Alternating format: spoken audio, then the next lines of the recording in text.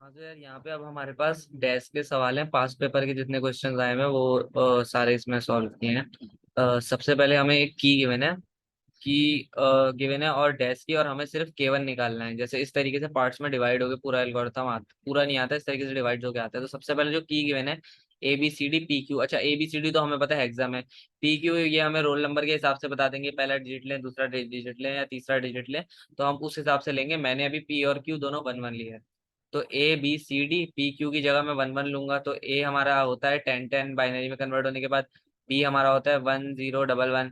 फिर C होता है 1 1 0, और D होता है 1 1 0 1। उसके बाद P और की जगह आ गया 0 0 0 1, Q की जगह आ गया 0 0 0 1। देन 1 2 9 ये पूरे कन्वर्ट करके मैंने लिख दिया, पहला स्टेप। उसके बाद क्या किया, इन पे मैंने 1 से लेके नंबरिंग डालना शुरू की, तो 64 इस पे हो गई नंबरिंग। ठीक है। उसके बाद मैंने देख करना है इसको PC1 के टेबल से पास। तो PC1 का टेबल हमें सवाल में गिवन होगा। तो PC1 का टेबल ये आ गया। अब PC1 के टेबल में क्या है, 57 49 41 33। तो 57 सबसे पहले नंबर है, 57 पे बना है, 57 आ गया। उसके बाद फिर देन सेकंड हमारे पास क्या है, 49। तो 49 को जब हम देखेंगे, इसको मैं थोड़ा सा जूम अगर हो जाए तो साथ ही रख लूँ, हाँ। 57 उसके बाद 49, तो 49 हमारे पास इधर है, 49 पे जीरो है तो जीरो। उसके बाद 41 और 33। 41 पे है हमारा जीरो, और 33 का है, 33 पे भी हमारा जीरो है तो इधर जीरो आ गया। Then 25 17 9 and 1। 25 ये रहा जीरो। देन हमारे पास है 17, 17 का है, 17 ये रहा जीरो। देन 9, 9 ये रहा 1।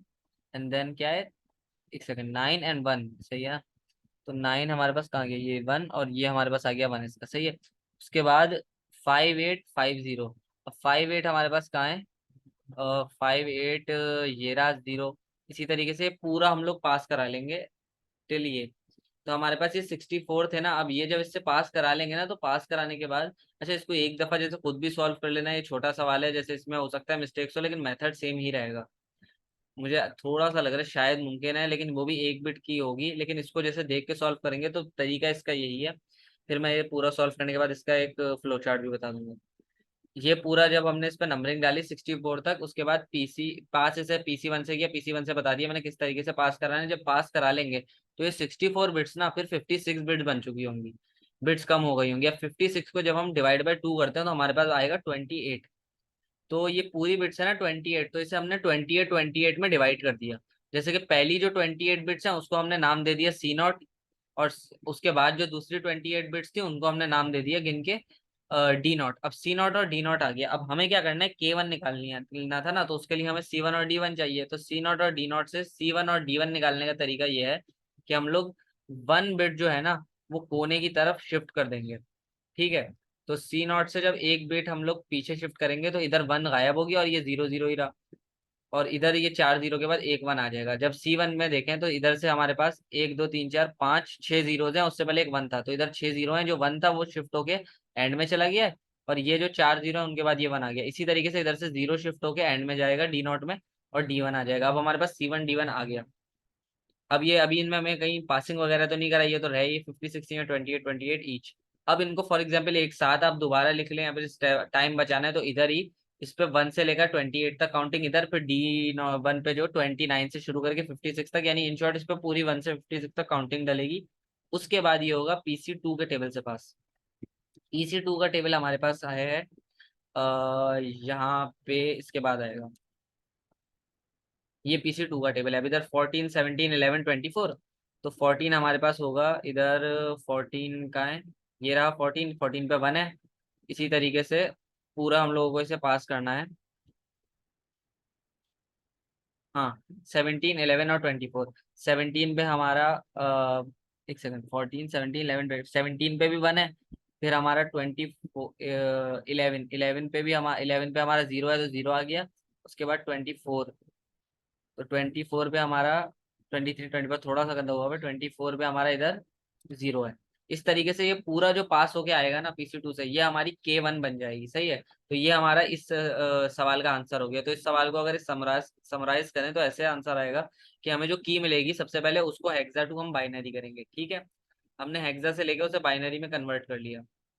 देन अच्छा यहाँ पे एक मिस्टेक तो इसे कह सकते हैं, एक इसमें यह है कि जब हमें सवाल हेक्सा में मिला है ना, तो हम आंसर भी हेक्सा में करें, तो आंसर में इसमें क्या करना है कि जो आंसर आया ना इसे 4 4 बिट के हिसाब से, अब ये टोटल ये बिट्स आई गेस PC2 से पास होने के बाद 4 6 6 12 18 24 30 36 42 48 बिट्स हो जाएंगी। 48 बिट्स यानी अगर हम 4 4 बिट में तोड़े तो 12 टोटल बनेंगे। तो इसमें हमें करना क्या है, इसको 4 4 बिट के हिसाब से हम तोड़ेंगे।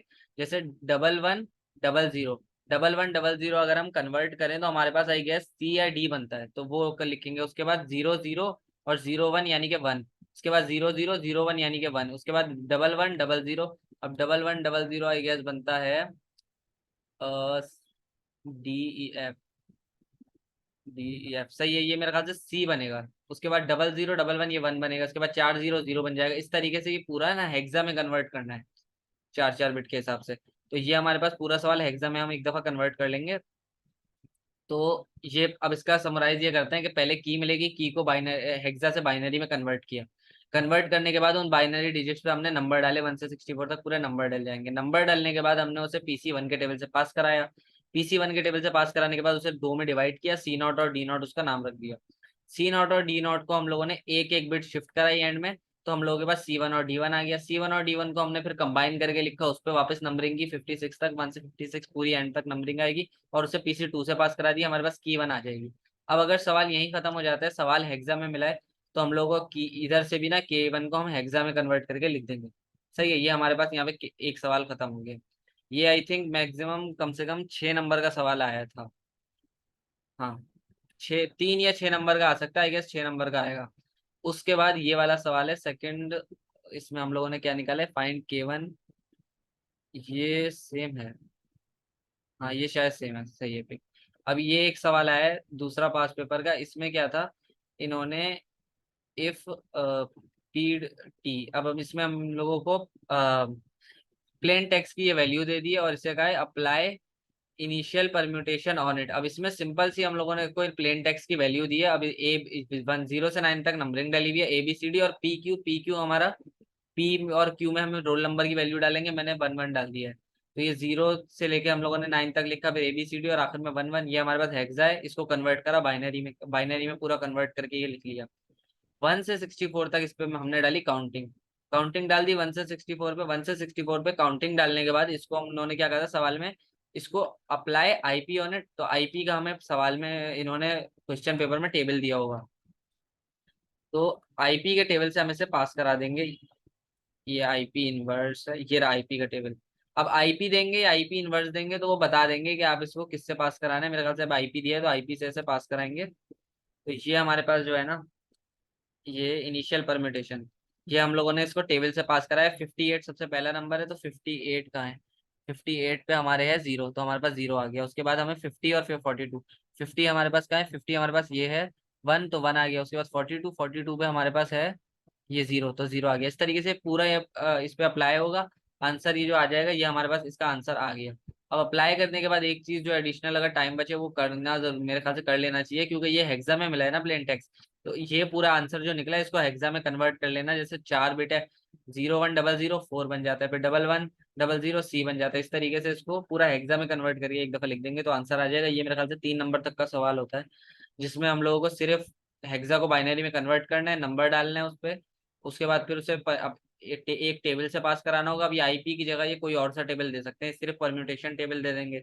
ये कहेंगे एक्सपेंशन परम्यूटेशन E/P के टेबल से पास कराएं। एक कोई भी टेक्स्ट देंगे हेक्सा का, उसे कन्वर्ट करेंगे हम बाइनरी में। उसके बाद जो टेबल बताया हुआ होगा वो टेबल सवाल में गिवन होगा, उससे पास कराएंगे। और एट दी एंड इस पूरे जो बाइनरी सॉल्यूशन आएगा उसको हम वापस से हेक्सा में कन्वर्ट कर देंगे, ये हमारे पास आंसर आ जाएगा।